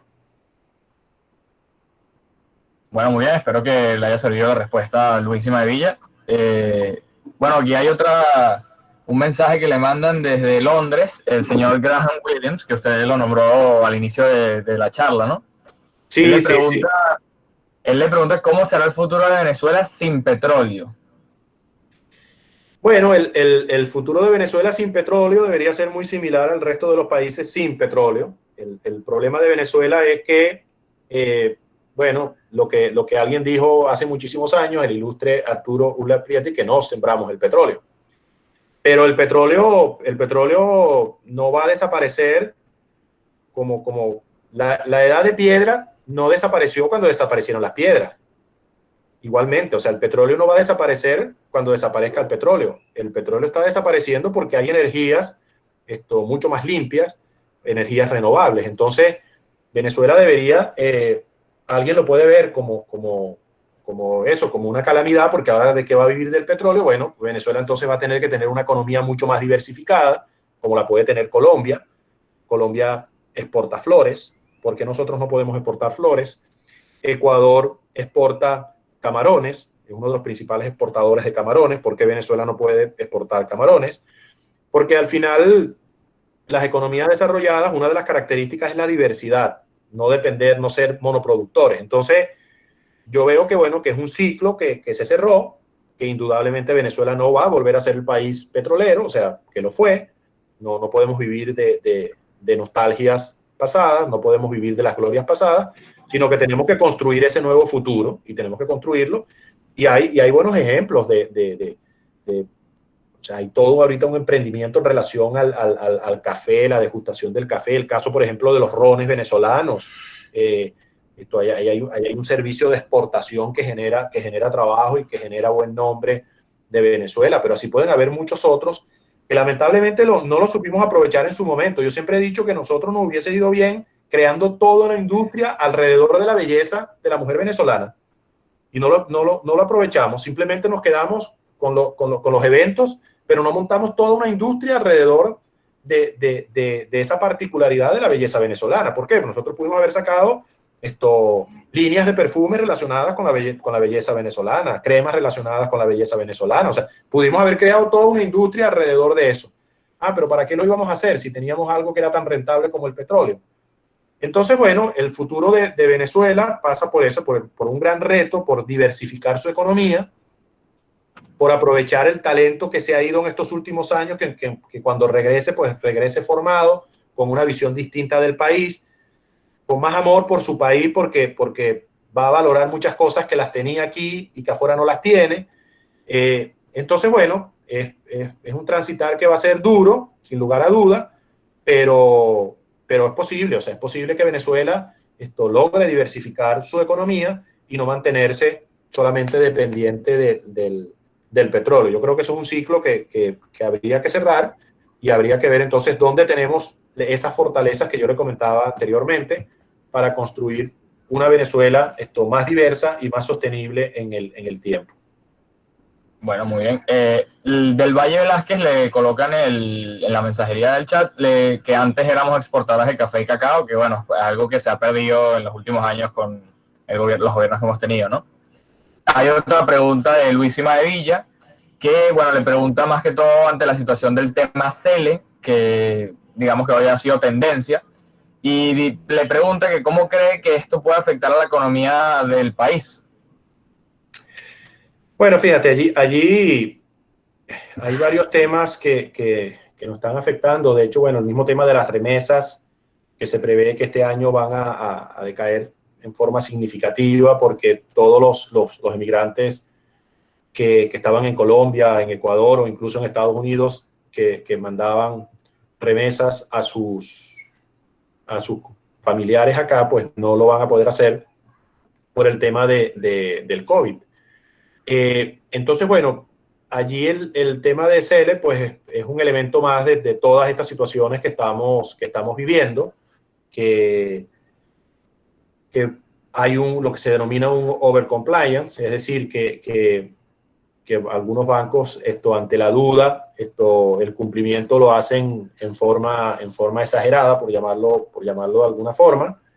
De todas formas, el caso que ha sido tendencia, entiendo hasta la tarde, de que todavía allí no había una posición oficial en cuanto, porque entiendo que este banco incluso señaló que no era competencia de él, sino que era de Cele. Yo creo que hay que esperar a ver cómo termina de evolucionar, sin lugar a duda que es una mala noticia si eso llega a prosperar, porque, bueno, era una forma de pago y ya ni siquiera era un tema de un grupo de personas, sino que cada vez más venezolanos utilizaban ese mecanismo. Yo diría, vamos a esperar y ojalá que no se concrete, sino que haya sido casos puntuales, porque también hay que decirlo, y nosotros, de hecho, desde hace algún tiempo habíamos dicho de que no se utilizaran esas cuentas para hacer operaciones que llamasen la atención, porque esas cuentas son para fines muy particulares. Y bueno, y hay personas que hacen muchos movimientos a través de esas cuentas y llaman la atención. Y que cuando usted va a mover esas cuentas en el exterior, bueno, trate también de llamar y de explicar previamente, decir, mire, voy a hacer este movimiento por tales y tales características. Yo espero que haya sido casos puntuales y que no sea la suspensión hacia los venezolanos en general. Esperemos las próximas horas a ver si hay alguna aclaratoria. Sí, bueno, toca esperar un poco ese tema, está todavía muy fresco, podríamos decirlo. A ver si tenemos alguna otra pregunta por ahí. Del Valle Velázquez coloca que, bueno, que es un aprendizaje de pobladores a ciudadanos para todos nosotros, ¿no? A ver, tengo un compañero que quiere comentar algo, a ver si logra escribir su pregunta. Creo que va relacionada con el tema de la educación. Me dijo que ahí viene la pregunta, vamos a ver. Si alguien más quisiera intervenir, puede también mediante el micrófono preguntarlo sin ningún problema. A ver si alguien más. Vamos a darle un minuto a ver si logra escribir la pregunta. Bueno, el señor Juan Carlos Nina le escribe que excelente presentación y temas abordados, los mensajes positivos y motivadores, y que muchísimas gracias por compartir su conocimiento y experiencia. Creo que todos le agradecemos eso. Las más de 50 personas que estuvimos conectadas y el Club de Finanzas agradece mucho su presencia el día de hoy en esta tan increíble charla. Vamos a ver si como mencionaba, aparece alguna otra preguntita. No, adelante, señor Pedro, adelante, puedo hablar. No, te decía que, bueno, que es un placer poder compartir estos espacios y sé que, bueno, de hecho, sé también que hay personas conectadas desde España.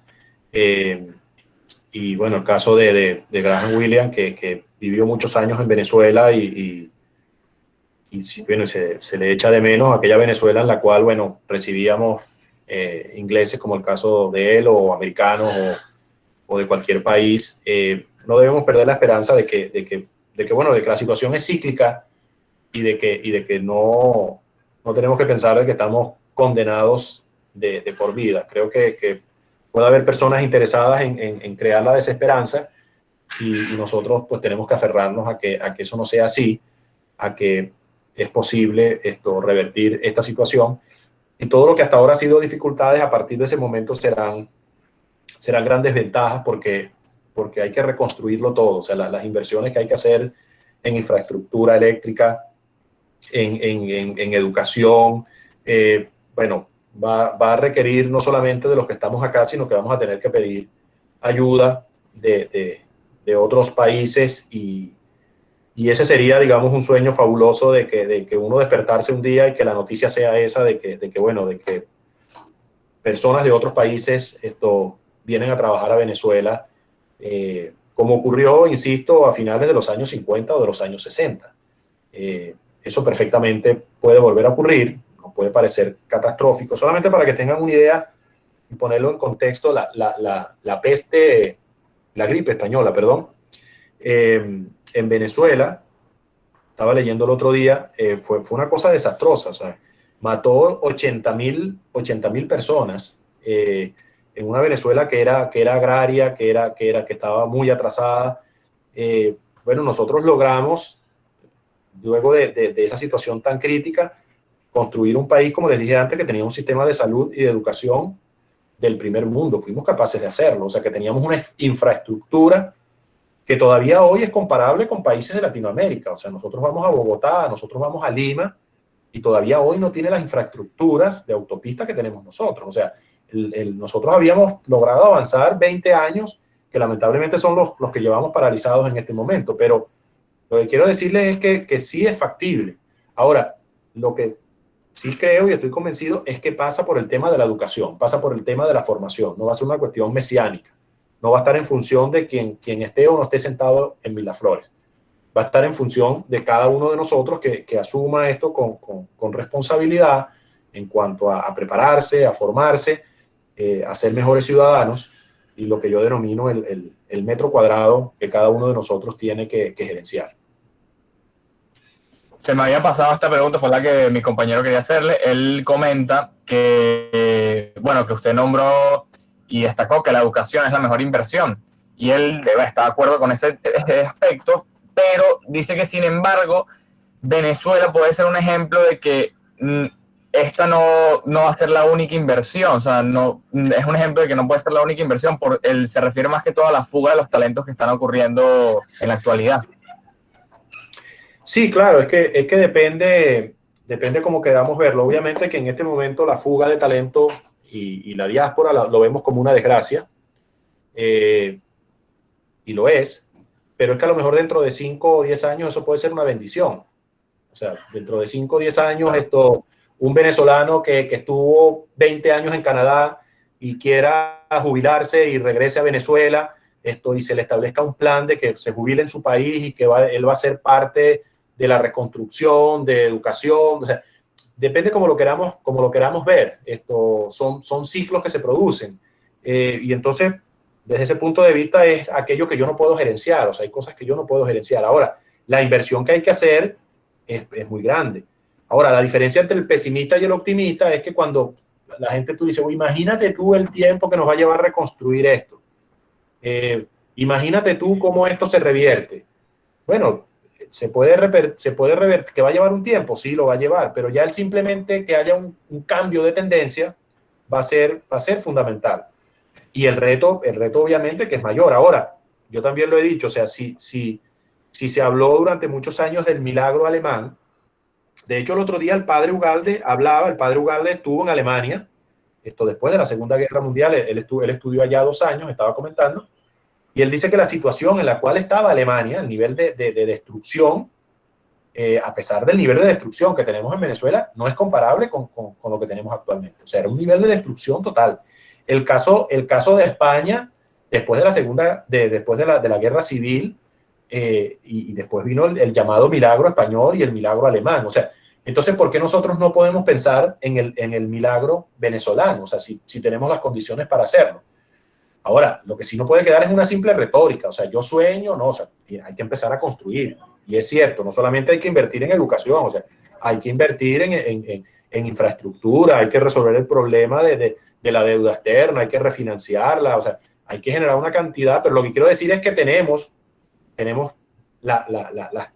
tener las competencias y las habilidades, y la naturaleza, afortunadamente, nos acompaña en recursos naturales que no solamente son el petróleo, en condiciones climáticas que no solamente son el petróleo, en unas condiciones sociales que gracias a Dios no tenemos los problemas que tienen otros países. Yo puedo llegar al centro de Caracas, yo puedo llegar a Katia y decirle, epa negro, y no me pasa absolutamente nada. Se lo garantizo. O sea, yo llego a Katia, o llego al centro, o llego a cualquier parte a petarle, digo, epa negro, ¿cómo estás? Y no me pasa absolutamente nada. Vaya usted y diga, epa negro, en Nueva York o en otros países. Entonces, eso es una ventaja, o sea, eso es un valor que tenemos. O sea, nosotros, el relacionamiento social, no es un problema, más bien, o sea, eso es una ventaja. O sea, usted va a hacer la cola para echar gasolina y sale con 10 amigos de la cola. O sea, y jamás lo había conocido. O sea, simplemente allí, o sea, se establece una conversación y entonces usted le dice cualquier cosa. Mira, por cierto, tengo mañana que sacarme la cédula. Ah, sí, tienes que sacarte una cédula. Oye, ya va, te voy a llamar a un amigo mío que trabaja que ya voy a llamar. Mira, fulano, estoy aquí con un pana que tiene que sacarse la cédula. ¿Cómo es que te llamas tú? Estoy con José, que tiene que... O sea, entonces eso es una virtud. O sea, nosotros no tenemos el problema de México. En México hay 2 ascensores. En México hay 2 ascensores. Para los propietarios y para la señora de servicio. En Venezuela la señora de servicio se sienta en la misma mesa que se sientan los propietarios de la casa. O sea, entonces, eso puede sonar así a que son fantasmas. No, o sea, eso es una realidad y eso nos permite a nosotros, a la hora de trabajar en equipo, nos integramos rápidamente. A la hora de ser flexibles, no somos enrollados como pueden ser en otros países. Entonces, sí es posible lograrlo. Tenemos que identificar. Ahora, obviamente, estamos en una situación complicada, esto que tenemos que superar, pero la esperanza no la podemos perder. O sea, este juego tenemos que ganarlo y tenemos que poner todo el empeño en ganarlo. Y tenemos que salir al terreno de juego a ganarlo. Y si no, no salgas al terreno de juego. O sea, si no, no salgas al terreno de juego, si no, no molestes a los que quieren ganar el terreno de juego. Y ahí es donde entra un poco el tema de la motivación y de la digamos, el positivismo, de no caer en esa desesperanza, porque entonces ahí sí estás logrando el propósito, ahí sí estás jugando para el otro equipo. Correcto, una muy buena reflexión, de verdad, señor Pedro. La señora Lourdes Vivas comenta que, bueno, que las situaciones son cíclicas, caso Argentina y Brasil. José da Silva también dice que, bueno, la innovación tecnológica, la capacitación y ética serán los propulsores de Venezuela en el futuro. El cambio tiene que ser profundo, destaca. Luego del Valle Velázquez también nombra el caso de Estonia y dice que es muy interesante. No conozco mucho ese caso, no sé si en su particular usted conoce más este caso. Me gustaría investigarlo, voy a verlo. Y bueno, José otra vez comenta que ética y valores son imperativos en esta sociedad de cara al futuro. Sí. Bueno, no sé si hay... disculpe, adelante. Sí, déjame hacer un caso, o sea, un ejemplo sobre el tema de ética, porque también eso preocupa mucho, porque dice, oye, ¿cómo le vamos a cambiar la actitud a las personas? El ser humano se adapta a las circunstancias, o sea, no podemos pensar tampoco que el ADN del venezolano tiene unas características muy particulares y entonces ese ADN es más corrupto que el ADN que tiene un alemán. O sea, eso no es así. O sea, son las circunstancias las que te llevan a un determinado comportamiento. Yo comentaba ayer en una charla similar a esta que yo tengo un ejemplo de un alemán que hace un par de años fue asignado acá por una multinacional y entonces, bueno, hablábamos del tema de la corrupción y que cómo era posible esto y lo otro. Y entonces yo trataba de explicarle a él y le decía, mira, es que son las circunstancias, no es que el venezolano tiene un ADN en particular. Y entonces yo le decía y le digo, por ejemplo, tú, ¿cuánto tiempo tienes acá? 6 meses. Le digo, bueno, tú, por ejemplo, ya tú eres un delincuente aquí en Venezuela. Y entonces, bueno, el alemán se me quedó viendo, la cabeza se le puso cuadrada, redonda, o sea, se molestó porque yo le había dicho que era un delincuente. Y entonces, bueno, me tocaba a mí ahora tener la carga de la prueba y le fui haciendo preguntas, ¿no? ¿Y cómo estás haciendo con esto? ¿Y cómo estás haciendo con lo otro? ¿Y dónde estás viviendo? Y cuando le digo dónde estás viviendo, no, bueno, estoy alquilado en tal sitio. Ah, estás alquilado en tal sitio. ¿Y quién te lo alquila? ¿Lo alquilas tú o lo alquila la empresa? No, bueno, tú sabes que lo alquilo yo porque es más fácil, porque tú sabes que la legislación aquí es complicada, entonces lo estoy...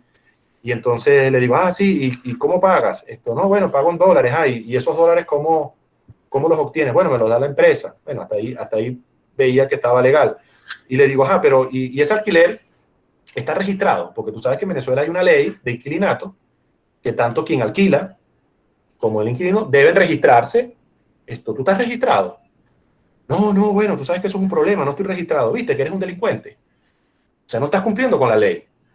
¿Por qué? Porque cuando tú tienes tantos controles y tienes tantos procesos, bueno, el ser humano, no es que es el venezolano, el ser humano trata de evadirlo. Entonces, la consecuencia, o sea, de que haya tanta corrupción es porque hay controles, porque hay ineficiencia. Tú una vez los quites, y tenemos el caso que hace muchos años de eso, porque fue en los años 1900, fue en los años 80. La gente, los mismos venezolanos, cuando entraban al metro de Caracas, cambiaban su comportamiento. Y era el mismo venezolano. ¿Cómo se explica eso? Bueno, y de eso hay muchos estudios sociológicos y psicológicos. Hay un estudio que la otra vez comentaba Luis Pedro España, de un estudio hecho en una panadería en un país desarrollado. Se le dijo a un grupo de personas que entraran a la panadería y empezaran a tomar cosas y a llevárselas, que nadie le iba a decir nada. Era parte de un experimento. Entonces entraron las primeras 10 personas, se ponían a dar vueltas, agarraban algo y se lo llevaban. Y agarraban algo y se lo llevaban. Bueno, empezó a llegar la gente que no estaba dentro del juego, que no le habían dicho agárralo, pero como ellos vieron que la gente estaba agarrando y se lo llevaba, lo agarraban y se lo llevaban. Y entonces en la puerta lo entrevistaban. Mire, señor, ¿usted por qué agarró eso? Y entonces, claro, la gente se asustaba. La gente decía, ya va, pero es que, no, bueno, es que yo veía que todo el mundo agarraba. Y eran personas honorables, éticas, y simplemente estaban siguiendo el comportamiento porque era una conducta que, bueno, como todo el mundo agarraba, ellos asumían que lo estaban regalando. Entonces, eso es parte del comportamiento. O sea, si tú creas una circunstancia, el ser humano se comporta de eso. Perdón. Tú pones un carro de lujo en una zona de alto nivel, en Estados Unidos, en cualquier país del mundo, eso también está comprobado. Un carro de lujo, lo pones allí y nadie lo toca. Tú le quitas una pieza, tú solamente le quitas una pieza, a los días el carro está desvalijado. Todo el mundo siente que como ya le quitaron una pieza, no es de nadie y se sienten el derecho de tomarlo. Entonces son comportamientos. Entonces eso sí es factible revertirlo. Es factible revertirlo. O sea, entonces el tema de la ética, tenemos que trabajarlo, por supuesto, pero aquí también hay reservorios en cuanto a ética y valores. O sea, aquí no es que todos los venezolanos están en un esquema de delincuencia. O sea, aquí hay una reserva moral que llegado ese momento, esto se va a imponer siempre y cuando tú cambies esas condiciones para que ese comportamiento sea el adecuado. Bueno, ya para ir cerrando, la señora Janet le comenta que está muy de acuerdo con lo que usted ha expuesto y que sí considera que el cambio viene a través de nosotros también.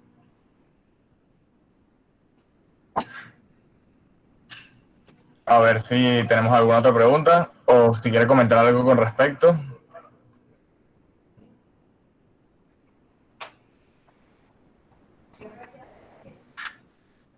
A lo mejor, señor Pedro, ya podemos seguir ir cerrando. Hay algunas partes en el chat que si quiere leerlos son ya más comentarios un poco más extensos. No sé si quiere leerlos para responderlos posteriormente y puede comentarlos por las redes sociales. Si quiere, diga sus redes sociales para que la gente los siga.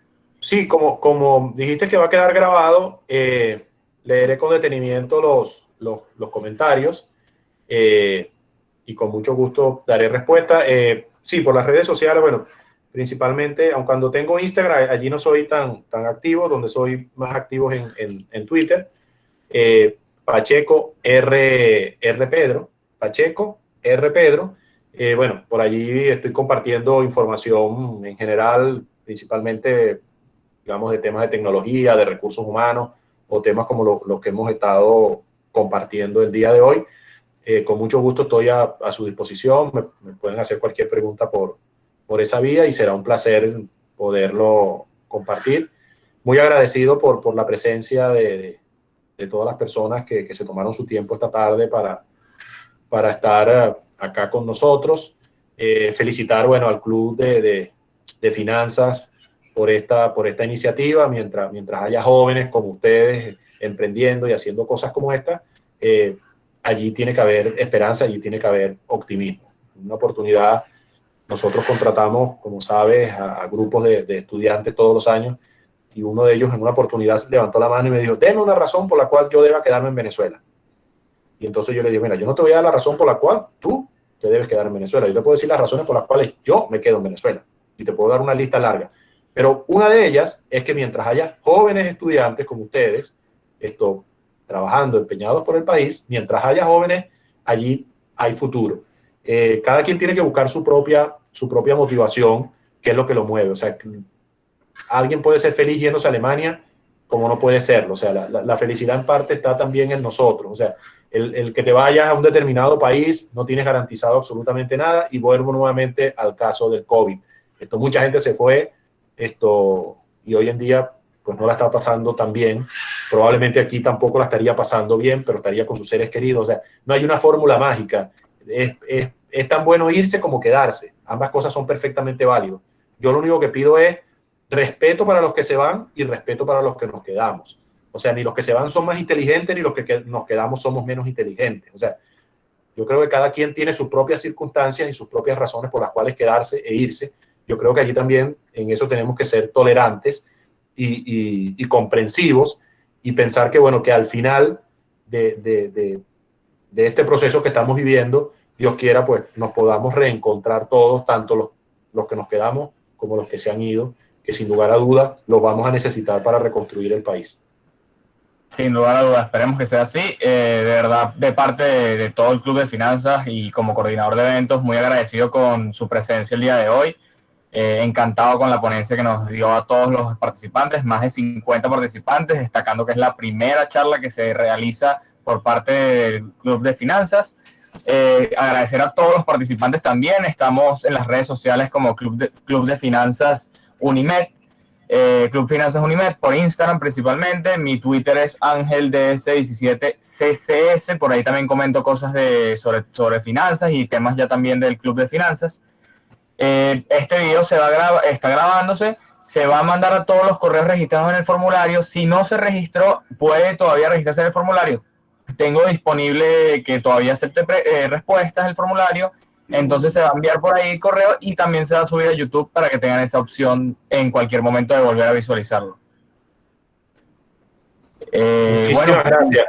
Sin más nada que agregar, muchísimas gracias, señor Pedro, muchísimas gracias a cada uno de los participantes y muchas gracias por sus preguntas y cualquier otra duda, ya saben, el Twitter del señor Pedro está para cualquier pregunta que le tengan con respecto a otro tema que tengan dudas.